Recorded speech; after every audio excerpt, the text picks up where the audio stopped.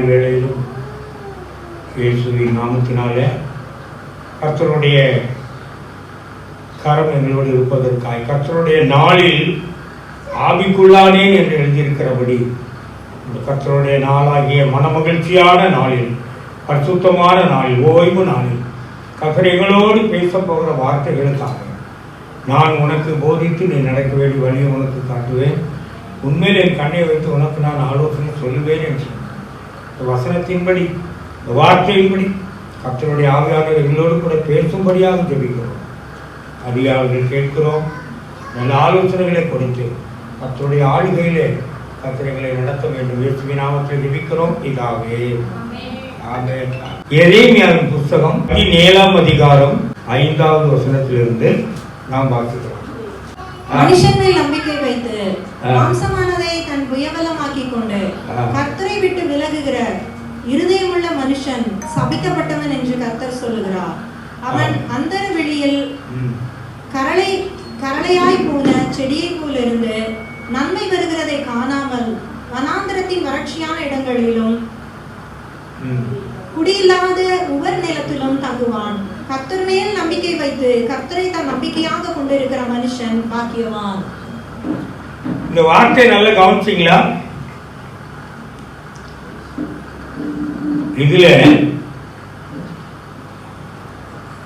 2 நம்பிக்கை குறித்து எழுதப்பட்டிருக்கிறது. முதலாவது நம்பிக்கை மனிதன் மேல் வைக்கிற நம்பிக்கை. யார் மேல் வைக்கிற நம்பிக்கை?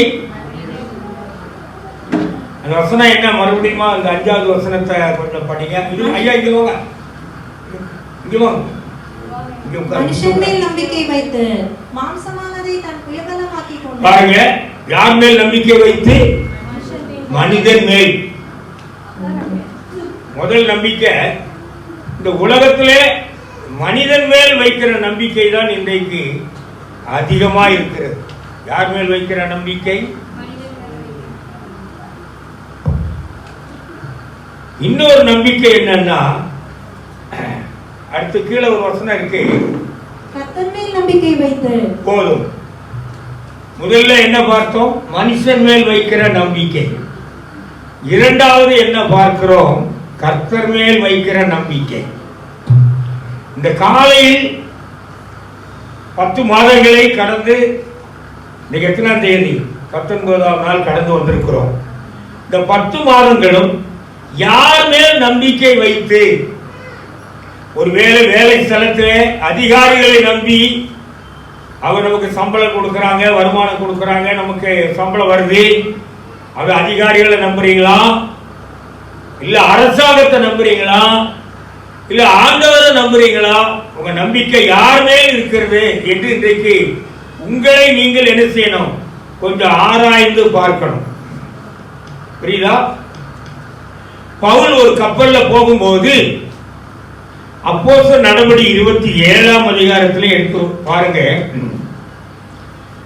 அந்த 27ஆம் வசனத்துல 11ஆவது வசனத்தை பார்க்கும்போது அந்த கப்பல் புறப்படுகிற நேரத்தில் தேவ மனுஷன் பவுல், இப்போ நாம் என்ன செய்ய வேண்டாம்? போக வேண்டாம், இந்த பிரயாணம் வேண்டாம் என்று அவன் ஒரு தடை அங்கே வருகிறது. ஆனால் அங்க என்ன நடக்கிறது என்றால் அந்த 11ஆவது வசனம் படிங்க. நூற்றுக்கு அதிபதி பவுலினால் சொல்லப்பட்டவைகளை பார்க்கிறேன். பாருங்க, இதான் பவுல்னா கர்த்தருடைய வார்த்தை. கர்த்தரால் சொல்லப்பட்டதை பார்க்கிலும் மாலுமியையும் கப்பல் எஜமானனையும் அதிகமாய் நம்பினான். கவனிக்கிறீங்களா? புரியுதுங்களா ஐயா? பவுல் சொன்னது அவங்க என்ன செய்யல? வழியில சேதம் இருக்கு, போக வேண்டாம் சொன்னாரு, ஆனா கேட்கல. இவன் யாரை நம்பினான்? மாலுமியையும் எஜமானையும் நம்பினான். இதான் மனிதன் மேல் வைக்கிற நம்பிக்கை. ஆனா அதே 27, 21 பவுல் சொல்றாரு, என்ன வாசிக்கை? போஜனம் பண்ணாமல் இருந்தபோது பவுல் அவர்கள் நடுவிலே நின்று, மனுஷரே, இந்த வருத்தமும் சேதமும் வராதபடிக்கு என் சொல்லை கேட்டு கிரேத்தாவு தீவை விட்டு, என் சொல்லை கேட்டு அப்ப நல்ல கவனிய, கர்த்தருடைய வார்த்தையை கேட்டால் இந்த தொல்லை, வருத்தம், சேதம் இல்லை. கரெக்டா? ஆனா கர்த்தருடைய வார்த்தையை கேட்காமல், புரியுதமா? கர்த்தருடைய வார்த்தையை கேட்காமல் மனிதனுடைய வார்த்தையை கேட்டதுனால நடுக்கடல்ல யூரோ கிளிட்டோன் என்கிற ஒரு கடும் காற்று மோதிட்டு, அப்ப இதுல என்ன கேட்டீங்கன்னா, இந்த கப்பல்ல 4 நங்கூரம் இருக்குது. எத்தனை நங்கூரம்? 40வது வசனம் என்ன இருக்கு? அது 27 40ல நங்கூரங்களை அறுத்து கடலிலே விட்டுவிட்டு 29 பாறை இடங்களில் விடுவோம் என்று பயந்து, பாறை இருக்கு, கடல்ல என்ன இருக்குது? பாறையில மோதிடும்னு பயந்து 4 நங்கூரங்களை போட்டு பொழுது எப்போது விடியுமோ என்றிருந்தார்கள். அப்பொழுது கப்பலாட்கள் கப்பலை விட்டு ஓடி போக, இந்த நங்கூரம் நல்ல கவனிங்க. எத்தனை நங்கூரம்? சத்தமா சொல்லுங்க. 4 நங்கூரம் இருந்தது. பாறையில மோதிடுவோம்னு பயந்து இந்த நங்கூரத்தை கடல்ல வெட்டிட்டாங்க. இது ஒரு சப்ஜெக்ட் முக்கியமா கவனிங்க. இந்த நங்கூரத்தை என்ன பண்ணிட்டாங்க? அது இருக்குமே, கடல்ல விட்டு விட்டார்கள். அந்த நங்கூரம் என்ன ஆச்சுன்னா, அதே இதுல இருக்கும், கடலில அறுத்து விட்டு விட்டார்கள். விட்டுதான் நங்கூரத்தை போட்டுட்டு அவங்க கடைக்கு போறாங்க. செய்தாங்க. அது வார்த்தையில நல்லா புரியும். 4 நங்கூரங்களை போட்டு பொழுது எப்போது விடியும் என்று இருந்தார்கள். அப்பொழுது கப்பலாட்கள் கப்பலை விட்டு ஓடி போக வகை தேடி முன்னணியத்தில் இருந்து நங்கூரங்களை ஓட போகிற பாவனையாய். 40வது வசனம் என்ன சொல்லுதுன்னா, நங்கூரங்களை அறுத்து கடலிலே விட்டு. நல்லா புரியுதா? நங்கூரத்தை என்ன பண்ணிட்டாங்கன்னா அறுத்துட்டாங்க. எதுல இருந்து அறுத்துட்டாங்க? கப்பல்ல இருந்து அறுத்துட்டாங்க. கப்பலுங்கிறது எதை குறிக்குதுன்னா, விசுவாசத்தை குறிக்கிறது. எதை குறிக்குது? 1 தீமோத்தேயு 1:19 வசனம் சொல்லுகிறது, விசுவாசமாகிய கப்பலை சேதப்படுத்தினார்கள். எதை சேதப்படுத்தினார்கள்? விசுவாசமாகிய கப்பலை சேதப்படுத்தினார். வாசிங்க அத. 1 தீமோத்தேயு 1:19.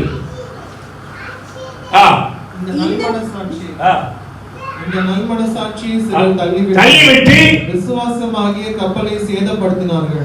விசுவாசமாகிய கப்பலை, அப்ப கப்பல் எதை குறிக்கிறதுனா விசுவாசத்தை குறிக்கிறது.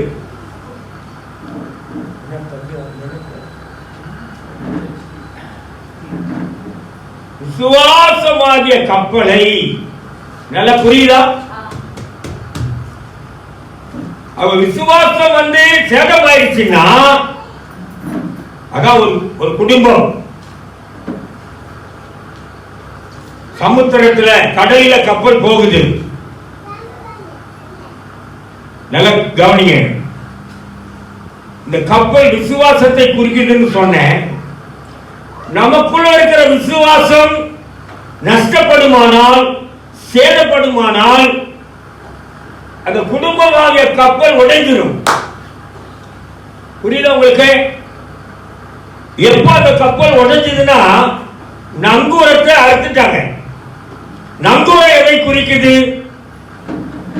எபிரேயருக்கு எழுதிய நிருபம் 6ஆம் அதிகாரம் 19வது வசனத்திலே, எபிரேயருக்கு எழுதிய நிருபம் 6ஆம் அதிகாரம் 19லே, அந்த நம்பிக்கை உறுதியும் திரைக்குள்ளாக போகிறதுமான ஆத்ம நங்கூரமாய் இருக்கிறது. இது என்ன நங்கூரம்? அதனால கவனிங்க, 4 நங்கூரம் இருந்தது இல்ல, ஆத்தும நங்கூரம். ஆத்துமா நங்கூரம் என்ன ஆகி போச்சுன்னா, அறுபட்டுருச்சு. நங்கூரத்தை கடல்ல விட்டுட்டு தான் கப்பல் போகுது.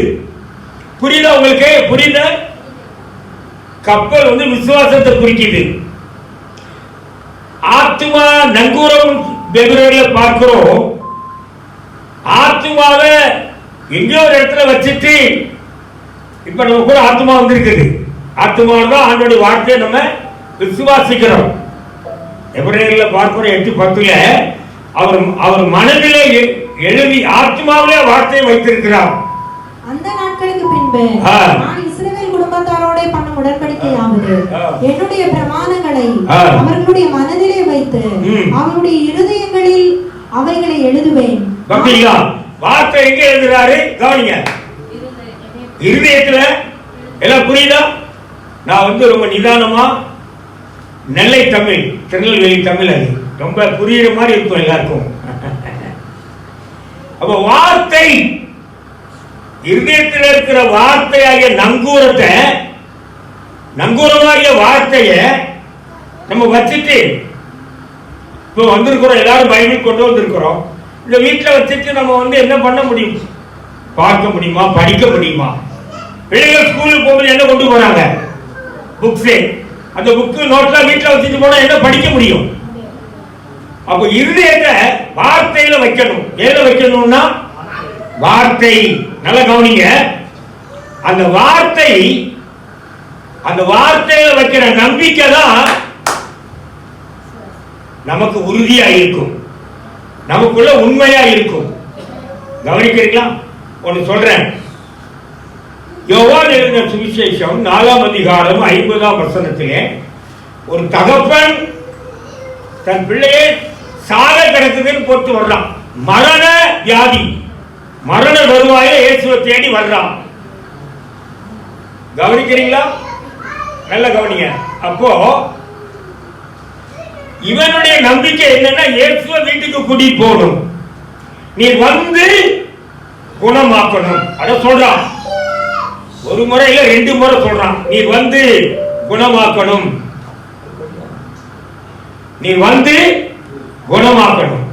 ஆனா இவன் நம்பிக்கை இயேசு வரணும்னு சொல்லி.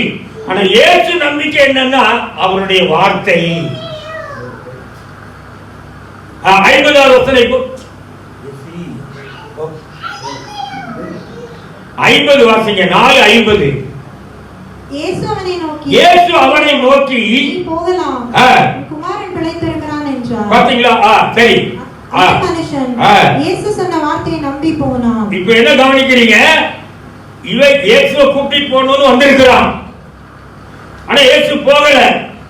இயேசு போகிறதுக்கு முன்னால என்ன போயிடுச்சுன்னா வார்த்தை போயிடுச்சு. இப்போ நீங்க எங்க வீட்டுக்கு வந்து எங்க பார்த்து ஏதாவது பேசணும்னு நினைச்சா அது நல்லதா? செல்லுல பேசுறது நல்லதா? எது சீக்கிரம் ரீச் ஆகும்? எது சீக்கிரம் கிடைக்கும்? செல்லு. அப்போ இயேசு அவன் போயிட்டே இருக்கிறான். வேலைக்காரர்கள் வந்து சொல்றாங்க, உன் குமாரன் பிழைத்துக் கொண்டான். எப்போ? நேற்று 7ஆம் மணி. நேற்று. இப்ப இயேசு நடந்து போனா அது வரைக்கும் நடந்துகிட்டே இருக்கணும், செத்தே போயிருப்பான். கவனிக்கிறீங்களா? ஆனா இயேசு போறதுக்கு முன்ன என்ன போயிடுச்சுன்னா வார்த்தை போயிடுச்சு. நீ போகும் குமாரன். அந்த மனிதன் இயேசு சொன்ன வார்த்தையை நம்பி. அப்ப வார்த்தை இதயத்தில் வச்சுன்னு சொன்னேன்ல, வார்த்தை எங்க வைக்கணும்?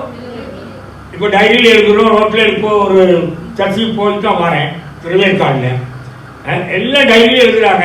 டைரியை வீட்டில் வச்சுட்டு வந்துட்டா வார்த்தை புரியாது. வார்த்தை இதயத்தில் வைக்கணும். அதான் கர்த்தருடைய. ஏன்னா அந்த வார்த்தை இதயத்தில் இருந்தாலும் கிரியை செய்யும். டைரியில் இருந்தா கிரியை செய்யாது. நீங்க ஆபீஸ் போறீங்க, நீங்க கொடுத்த பிரசங்கத்தை நாளைக்கு நீங்க தியானிக்கும் போது டைரியில வந்து பார்க்க முடியுமா? இதயத்தில் இருந்தா பாஸ்டர் சொன்னாரே, பேசினாரே, கர்த்தர் அவர் மூலமா பேசினார் அப்படிங்கிறது உங்களுக்கு புரியும். அப்ப அந்த வார்த்தையில வைக்கிற நம்பிக்கை. லூக்கா 5ஆம் அதிகாரம் 5ல பேதுருவை குறித்து பார்க்கிறோம். நான் முழுதும் வலை போட்டு என்ன செய்யல ஒன்றும். ஆனா காலையில வரும்போது ஏசுனா நீ போ, ஆழத்துல போய் வலையை. அவர் ஏசு சொன்ன வார்த்தையின்படி போனதுனால திரளான மீன்கள் கிடைச்சது. ஐயா புரியுதுங்களா? ஐயா திரளான மீன்கள். ராமனும் வலை போட்ட ஒண்ணு இல்ல. ஆகிலும் உங்களுடைய வார்த்தையின்படி அந்த வார்த்தை போன உடனே வலையில மீன் வந்துருச்சு. இந்த வார்த்தையோட இன்னைக்கு போங்க, உங்க வீட்டுல ஆசீர்வாதம் வந்துடும். வார்த்தை தான். அப்ப நம்பிக்கை என்னன்னா, இப்போ ஒரு பெரிய ஒரு மாறாத ஒரு நம்பிக்கை என்ன தெரியுமா? அந்த வார்த்தை அவர் வாயில் அல்ல, அது என் இருதயத்துக்குள்ள இருக்குது. எப்படி இருதயத்துக்குள்ள அந்த வார்த்தை இருக்குது? கொலேசியர் எழுதிய நிருபம் முதல் அதிகாரத்தில் 27 வாசித்து பாருங்க. புறஜாதிகளுக்குள்ள விளங்கிய இந்த மகிமையின் ஐஸ்வர்யத்தினுடைய புறஜாதிகளுக்குள்ளே விளங்கின இந்த ரகசியத்தில் உள்ள மகிமையின் ஐஸ்வர்யம் இன்னதென்று தேவன் தம்முடைய பரிசுத்தவான்களுக்கு வெளிப்படுத்த சித்தமானார். கிறிஸ்துவானவர் மகிமையின் நம்பிக்கையாக உங்களுக்குள் இருப்பதே அந்த ரகசியம். எங்க இருக்கிறாரு? அன்னாளுக்குள்ள இருக்கிறார். இங்க யாரெல்லாம் வந்திருக்கிறோம்? உங்களுக்குள்ள சாராளுக்குள்ள இருக்கிறாரு. யாரெல்லாம் விசுவாசித்து ஏற்றுக்கொண்டு நாம அவரை இரட்சகராக ஏற்றுக்கொண்டிருக்கிறோம், இரத்தத்தால் கழுவப்பட்ட பிள்ளைகளுக்குள்ள அவர் வந்திருக்கிறார். எங்களுக்குள்ளே வாசம் பண்ணும் ஆவியானவரே பாடுறீங்கல்ல. அப்ப மகிமையின் நம்பிக்கையாக உங்களுக்குள்ள இருக்கிறார். எப்படி இருக்கிறார்னா, யோவான் எழுதின சுவிசேஷம் 1 அதிகாரத்துல முதல் வசனம், ஆதியிலே வார்த்தை இருந்தது, அந்த வார்த்தை தேவனிடத்தில் இருந்தது, அது தேவனாய் இருந்தது. இப்ப பைபிள் இருக்குது, பைபிள்ல வார்த்தை இருக்கு, பைபிள் உங்க கையில இருக்கு. ஆனா இப்போ அது எங்க இருக்குதுன்னா, அதே யோவான் 1:14 அந்த வார்த்தை மாம்சமாகி, மாம்சம் சிலுவையில போய் அறையப்பட்ட மாம்சம். இயேசு மாம்சத்துல வெளியே வர்றாரு. மரியாள் வயிற்றில இருந்து இயேசு எப்படி வந்தாரு? மாம்சமா தான் வெளியே வர்றாரு. அப்ப மாம்சத்துல அந்த வார்த்தை மாம்சமாகி கிருபையினாலும் சத்தியத்தினாலும் நிறைந்தவராய் நமக்குள்ளே வாசம் பண்ணுகிறார். வாசிங்க, நமக்குள்ளே வாசம் பண்ணினார். கரங்களை தட்டி அவர் போய் அந்த வார்த்தை மாம்சமாகி கிருபையினாலும் சத்தியத்தினாலும் நமக்குள்ளே வாசம் பண்ணுகிறார். அப்ப அந்த வார்த்தையில எவ்வளவு நம்பிக்கையா இருக்கிறீங்க? இன்னைக்கு எல்லாம் சம்பளம் வாங்குறாங்க, தீபாவளிக்கு போனஸ் வந்திருக்கும், வந்திருந்தா நான் கேட்கல, நீங்க சொல்லுங்க, அதெல்லாம் ஒண்ணு இல்லை. அது சந்தோஷம் இல்லை. என்ன சந்தோஷம் தெரியுமா? ரோமர் 12:12 நம்பிக்கையில சந்தோஷம். வாசிக்க வேண்டாம். ரோமர் 12:12 நம்பிக்கையில, உபத்திரவத்தில் பொறுமை, ஜெபத்தில் உறுதி. அப்போ அந்த வசனம் என்ன சொல்லுதுன்னா, நல்லா கவனிச்சுட்டே வாங்க, புரியுதா உங்களுக்கு எல்லாம்? முதல்ல என்ன சொன்ன, அவர் எங்க இருக்காரு? நமக்குள்ள இருக்காரு, உங்களுக்குள்ள இருக்கிறார். இந்த நம்பிக்கையில சந்தோஷமா இருங்கள். இப்ப எடுத்திருந்தா வாசிங்க, ரோமர் 12:12 நம்பிக்கையில் சந்தோஷம், உபத்திரவத்தில் பொறுமை. நம்பிக்கையிலே சந்தோஷமா இருங்கள், உபத்திரத்திலே பொறுமையா இருங்கள், ஜெபத்திலே உறுதியாய் தரித்திருங்கள். இந்த நம்பிக்கை ஒரு மனிதனுக்குள்ள இருந்தா, கவனிச்சிட்டு வாங்க, இந்த நம்பிக்கை ஒரு மனிதனுக்குள்ள இருந்தா மரணமே நேர்ந்தாலும் அவன் பயப்பட மாட்டான். புரியுதா? நல்ல கவனிங்க, யாரும் ஒருத்தர் பார்க்காதீங்க. நல்ல பிரசங்கம் வரும், வார்த்தை வரும்போது வார்த்தையை கவனிக்கணும். ஏன்னா அந்த வார்த்தை மேல வைக்கிற நம்பிக்கை, நான் சொல்றேன், 2 கொரிந்தியர்ல 1 அதிகாரம் 8 இருந்து,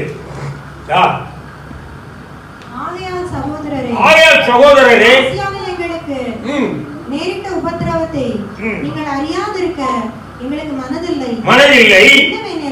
பிழைப்போம் என்கிற நம்பிக்கை அற்றுப்போக தப்பு. இது அந்த கப்பல் பிரயாணத்துல பவுல் சொல்றாரு, பிழைப்போம் என்ற நம்பிக்கை அற்று போயிடுச்சு.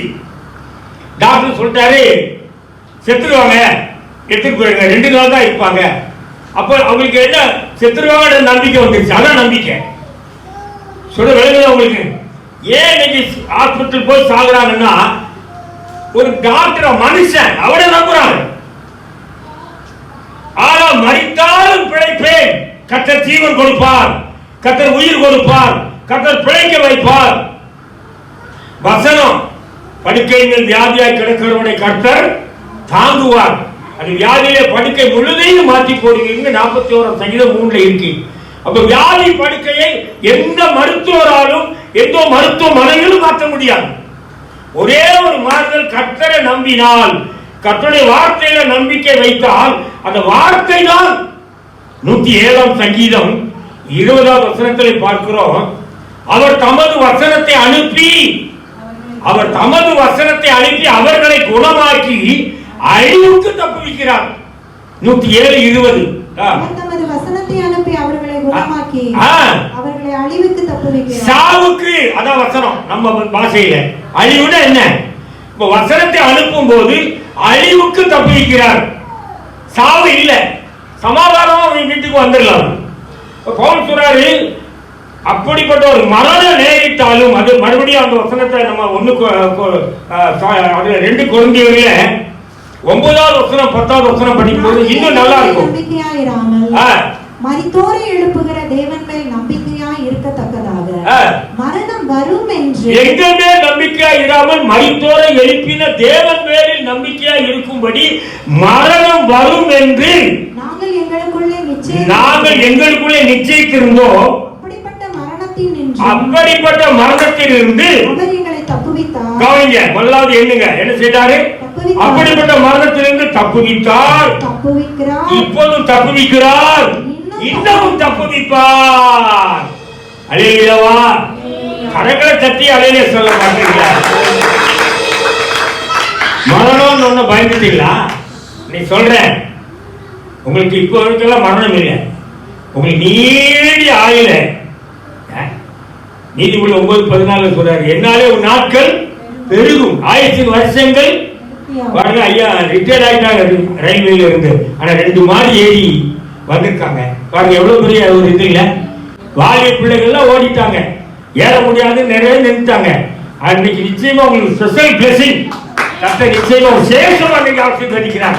நான் பள்ளியிடத்தில் இருந்து ஊழியக்காரன் சொல்றேன், இன்னும் நீடித்த நாட்களாய் உங்களை நிலைக்க பண்ணுவார். எங்க வாழ்க்கையில நிறைவேறதுனாலதான் பிரசங்கமா மாறிச்சு.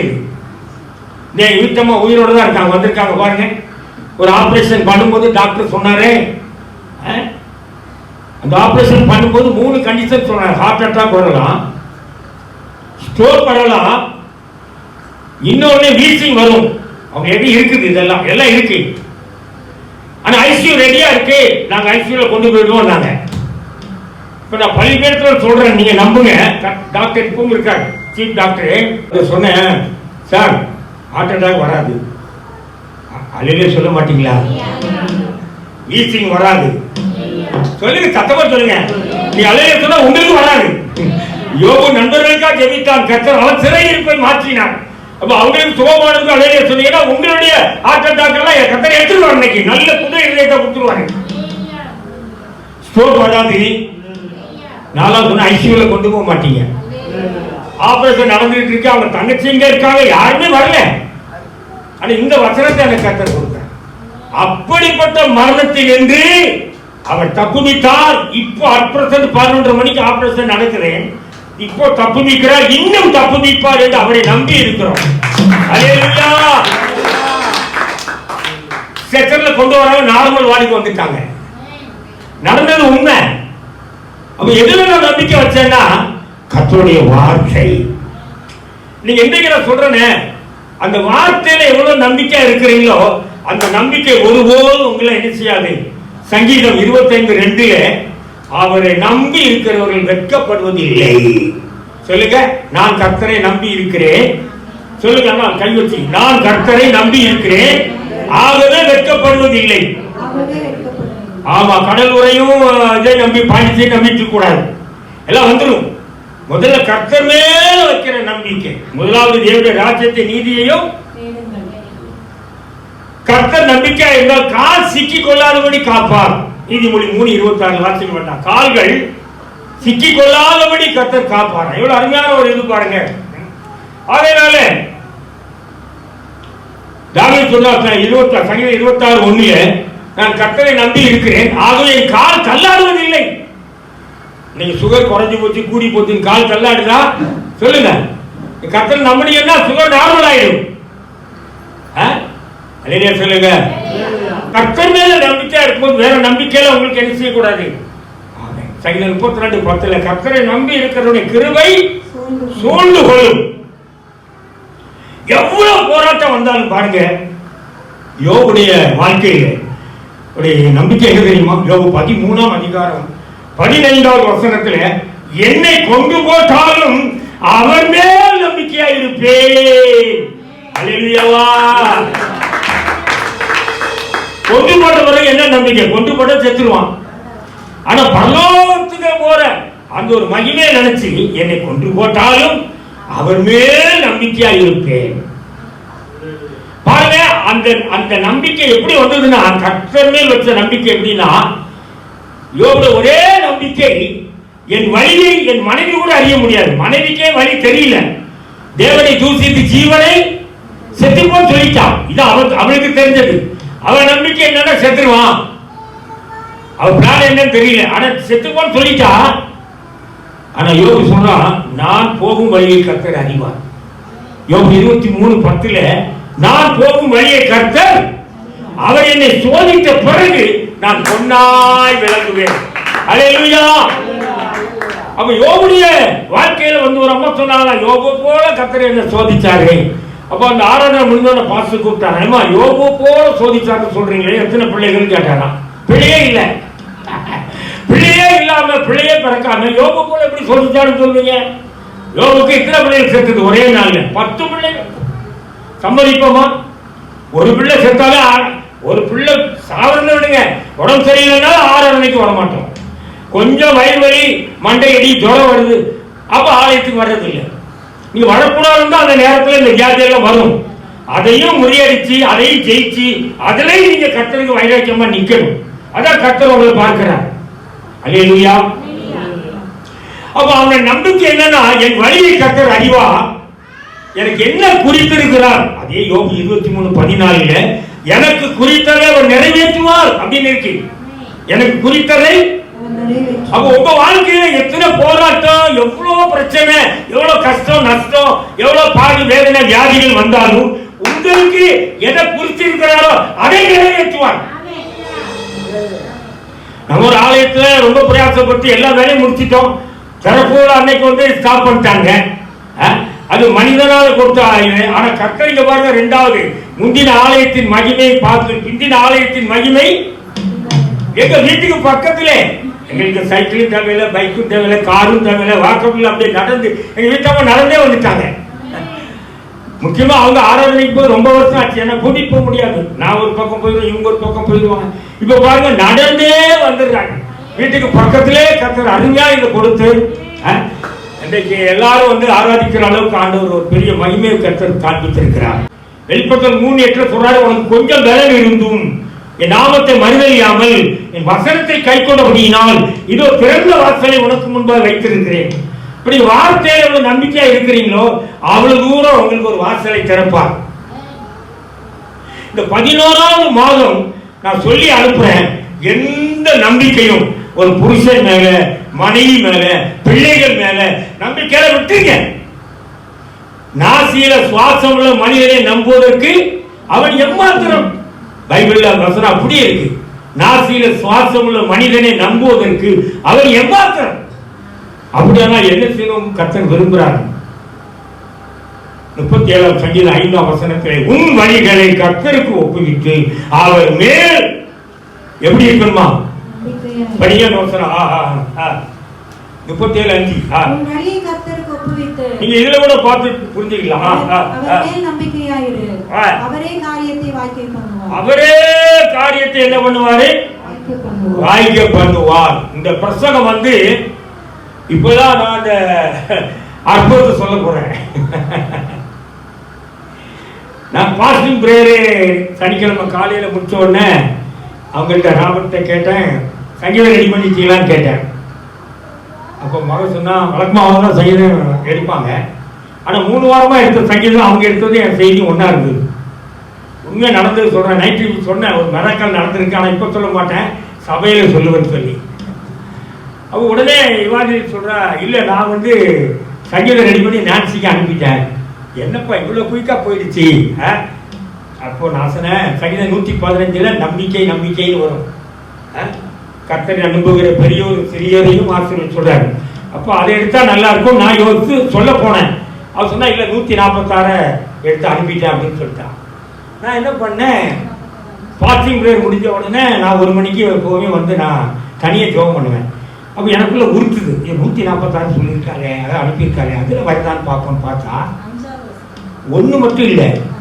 நான் எடுத்தது மனிதனுடைய நம்பிக்கை, கர்த்தருடைய நம்பிக்கை, இந்த ரெண்டுமே சேர்ந்து அதில் வந்து இருக்குது பாருங்க.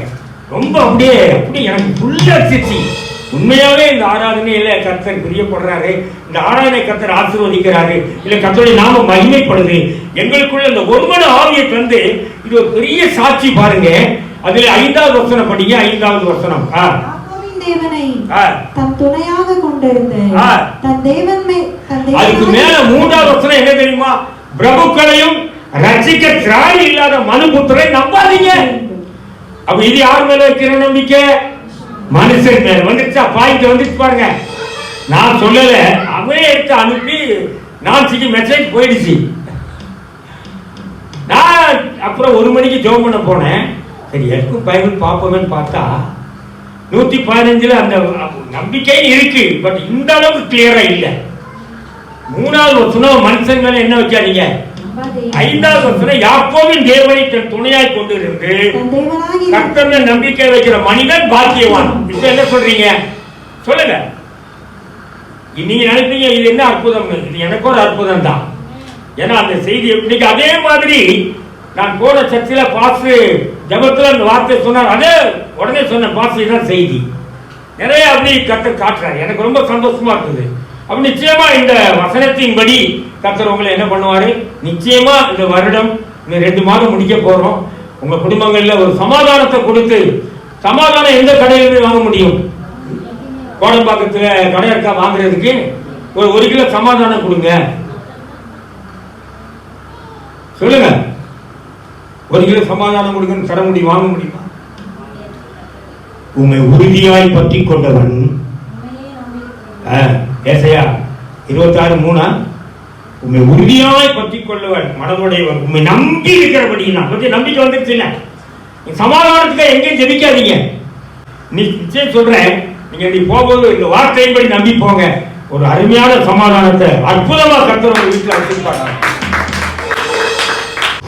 உறுதியாய் பற்றிக்கொள்ள மனதுடையவன் நம்பி இருக்கிறபடியினால் நீர் அவனை பூரண சமாதானத்தோட காத்து. அப்படின்னா என்ன அர்த்தம்னா கர்த்தரை உறுதியா பிடிச்சுக்கணும். விளங்குதா? சில பேர் காயம் கசப்பு அப்படியே பொறாக எரிச்சல் அப்படியே பிடிச்சுக்குவாங்க. சமாதானம் வருமா? வராது. குடும்பம் இன்னும் குழம்பு. விசுவாசமாகிய கப்பல் சேதப்படும். குடும்பத்தில் சமாதானம் இல்லாம எப்படி இருக்கும்? தள்ளி உட்கார் என்ன பண்ணிட்டு இருக்க?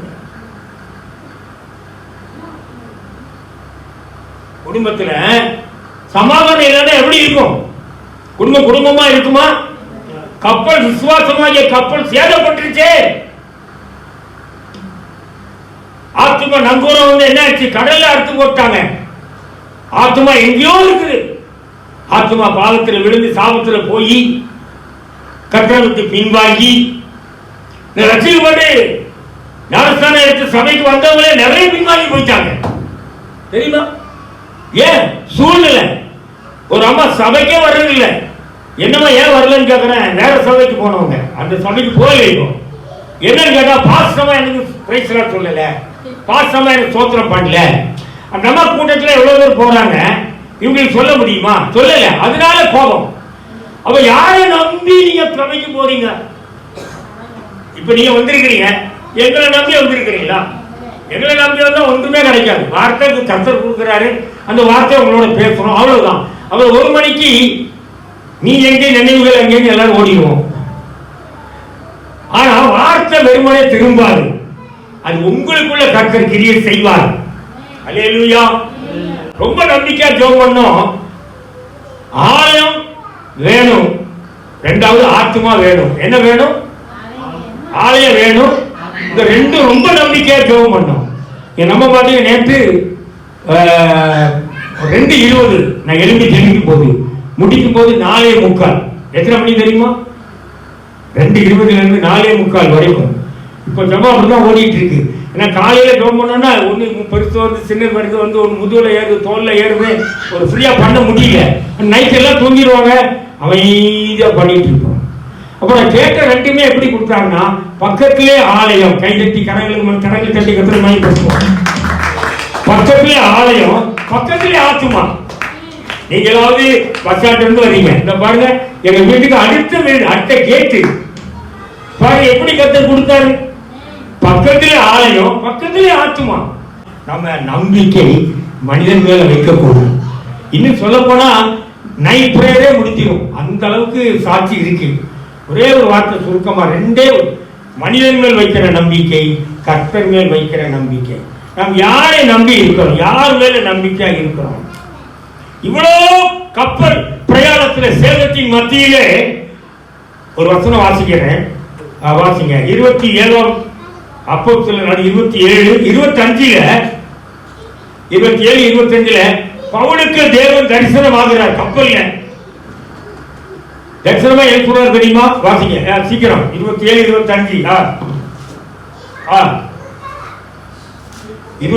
25 ஆனபடியால் மனுஷரே திடமனதாய் இருங்கள். பவுல் சொல்றாரு, மனுஷரே திடமனதாய் இருங்கள்.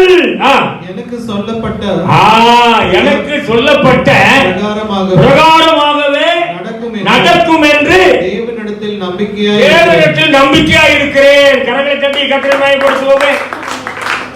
எனக்கு சொல்லப்பட்ட பிரகாரமாகவே நடக்கும். நான் ஒண்ணு சொல்லவா? இந்த காலையில கவனிங்க, நல்ல கவனிங்க. இந்த காலையில பலிபீடத்துல என்ன கொண்டு என்ன சொல்றாரோ அது நிச்சயமா நிறைவேறும். ஊழியக்காரனுடைய வார்த்தையை கர்த்தர் கனப்படுவார்.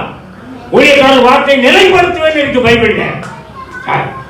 நல்ல வேலையை கொடுப்பார், நல்ல வருமானத்தை கொடுப்பார். எதிர்பாராத இடம், எதிர்பாராத வேலை, எதிர்பாராத சம்பளம். தீர்க்க தரிசனமா சொல்றேன், முந்தின நாட்களை பார்க்கலும், முந்தின ரசத்தை பார்க்கலும் பிந்தின ரசம் எப்படி இருந்தது? ருசி உள்ளதா இருந்தது. அதுபோல முந்தின நாட்கள், முந்தின வேலை, முந்தின வருமானம் எல்லாவற்றை விட இந்த 11வது மாதம் கர்த்தர் கொடுக்கிறது எப்படி இருக்கும் தெரியுமா? கானாவூர்ல அந்த முதல் ரசம், கானாவூர்ல அந்த முதல் ரசம் யார் கொடுத்தா? மாப்பிள்ளை வீட்டுக்காரனே காய் வாங்கி தக்காளி வாங்கி பண்ணிட்டான், அதனால குறைஞ்சிருச்சு. 2வது ரசம் யாரு கொடுத்தது? யார் கொடுத்தா? 2வது ரசம் யார் கொடுத்தது சொல்லுங்க? அதுக்கு போய் தக்காளி வாங்கினாரா? வெங்காயம் வாங்கினாரா? மார்க்கெட்ல போய் காய்கறி வாங்கினாரா? இல்ல, வெறும் தண்ணி. அது என்ன தண்ணி தெரியுமா? யூதர்கள் மரபையின்படி கால் கழுவிட்டு போறான் எல்லாம் உள்ள. காலையத்துல உள்ள விட்டானோ தெரியல. கால்கள்ல வெளியே வச்சிருந்த தண்ணி தான் என்ன ரசமா மாறிட்டு. வசனம் சொல்லுது, முந்தின ரசத்தை பார்க்கணும் பிந்தின ரசம். நான் தீர்க்கமா சொல்றேன், 10வது மாசத்தை பார்க்கணும் 11வது மாதம் உங்க வாழ்க்கையில நிச்சயமா நிறைவேறும். அல்லேலூயா, அல்லேலூயா. நீதிமொழிகள் 23:18 நிச்சயமாய் முடிவு உண்டு உன் நம்பிக்கை. அல்லேலூயா. அதெல்லாம் எழுதுவோமா? நிச்சயமாகவே, நிச்சயமாகவே முடிவு உண்டு நம்பிக்கை. எத்தனை பேர் நம்புறீங்க? வந்துரும். எல்லாம் கடலூர் பாண்டிச்சேரி எல்லாம் கர்த்தர் உயர்த்திவார். தேவோ கர்த்தரால் வரும். 3 வாலிபர்கள் சாத்ராக், மேஷாக், ஆபேத்நேகோ விடுவித்தாலும் விடுவிக்காத போனாலும் இன்னைக்கு அந்த நம்பிக்கை இருக்கா? கர்த்தர் செய், நல்லா கவனிங்க. கர்த்தர் செய்தாலும் செய்யாவிட்டாலும், எனக்கு தந்தாலும் தராவிட்டாலும், நடத்தியாலும் நடத்தாவிட்டாலும் நான் கர்த்தரை நம்பி இருக்கிறேன். நல்ல கவனிங்க. கர்த்தர் மேல வைக்கிற நம்பிக்கை வந்தாலும் வராவிட்டாலும், தந்தாலும் தராவிட்டாலும், கிடைத்தாலும் கிடைக்காவிட்டாலும். 3 வாலிபர்கள் சொன்னாங்க, விடுவித்தாலும் விடுவிக்காத போனாலும். வெறும் காய்கறியை தின்னுட்டு 10 நாளா இருந்த தானியேல் புஷ்டியா இருந்தான். கரியஞ்சோறு தின்னவெல்லாம் மெலிஞ்சு போயிட்டான். தானியேல் கர்த்தரை நம்பி இருந்தான்.